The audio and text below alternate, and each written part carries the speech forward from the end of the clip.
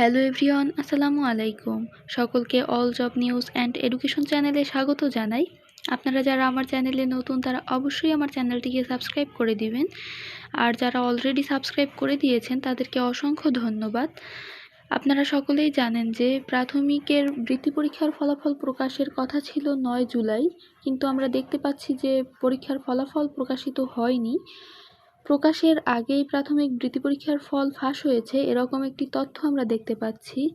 এ নিয়ে বিভ্রান্তিতে রয়েছেন অভিভাবকরা। এই বিষয়ে আজকে আপনাদেরকে বিস্তারিত জানানোর চেষ্টা করব। পরীক্ষা গ্রহণের প্রায় 3 মাস পর প্রাথমিক বৃত্তি পরীক্ষার ফল বৃহস্পতিবার 9 জুলাই প্রকাশের কথা জানিয়েছিল প্রাথমিক শিক্ষা অধিদপ্তর। তবে শেষ মুহূর্তে কারিগরি ত্রুটির কথা জানিয়ে ফল প্রকাশ স্থগিত করা হয়। এর মধ্যে বিভিন্ন জেলাভিত্তিক বৃত্তি পরীক্ষার ফলাফলের পিডিএফ ফাইল ও ছবি ফেসবুক সহ সামাজিক যোগাযোগ মাধ্যমে ছড়িয়ে পড়ছে। ফাঁস হওয়া এসব ফল ঠিক কিনা সে বিষয়ে মুখ খুলছেন না অধিদপ্তরের কর্মকর্তারা। খোঁজ নিয়ে জানা গেছে, গত 1 জুলাই প্রাথমিক ও গণশিক্ষা মন্ত্রণালয়ের এক বৈঠকে 9 জুলাই বৃত্তির ফল প্রকাশের সিদ্ধান্ত হয়।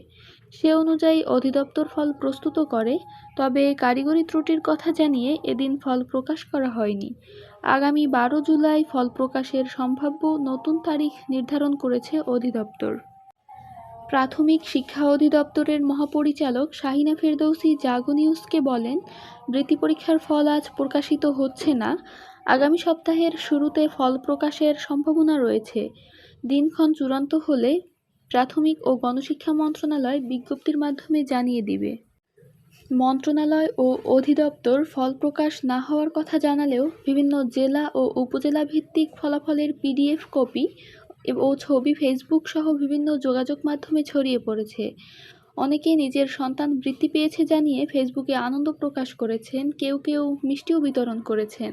আবার অনেক বিদ্যালয়ের প্রধান শিক্ষক ও সহকারী শিক্ষকও নিজ প্রতিষ্ঠানের শিক্ষার্থীদের বৃত্তি পাওয়ার খবর জানিয়েছেন। তো এই ছিল আজকের ভিডিওটি ভালো লাগলে অবশ্যই ভিডিওটিতে একটি লাইক দিবেন, এবং যারা এখনও আমার চ্যানেলটিকে সাবস্ক্রাইব করেননি দয়া করে আমার চ্যানেলটি সাবস্ক্রাইব করে দিবেন। দেখা হবে পরবর্তী কোনো ভিডিওতে, সেই পর্যন্ত ভালো থাকবেন। আসসালামু আলাইকুম।